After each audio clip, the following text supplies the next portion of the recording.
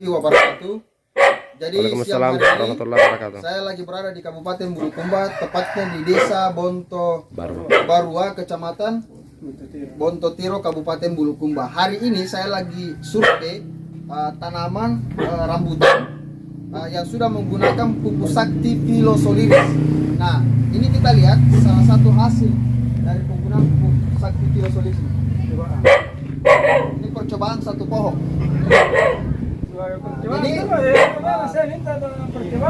Percobaan. Jadi tanaman rambutan ini berbuah di luar musim. Seharusnya dia berbuah di bulan berapa kira-kira?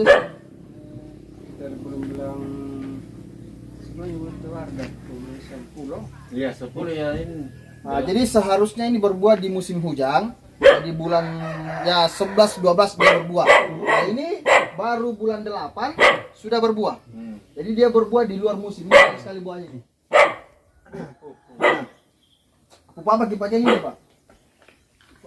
Pilosoliris. Iya, itu satu Oh, satu bungkus Iya. Pilosoliris. Tapi siapa kian? Apa sekali? Satu kali itu datang ini mengobati. Terus bagaimana? Berhasil ini. Jadi ini kita lihat perbandingan. Ini tidak menggunakan pupuk sakti Pilosoliris. Ini tidak berbuah ini. Kayak berbuah. Tidak berbuah. Sama-sama tanaman durian, Pak ya? Rambutan. Rambutan. Jadi sama-sama tanaman rambutan ini tidak berbuah.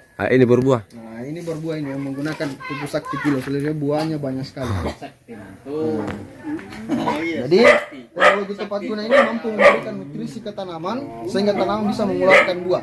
Nah, mudah-mudahan dengan adanya kecanggihan teknologi pupuk sakti Pilosoliris ini bisa mensejahterakan seluruh petani yang ada di Kabupaten Bulukumba dan di seluruh Indonesia. Demikian, wabillahi taufiq wal hidayah. Assalamualaikum warahmatullahi wabarakatuh. Waalaikumsalam.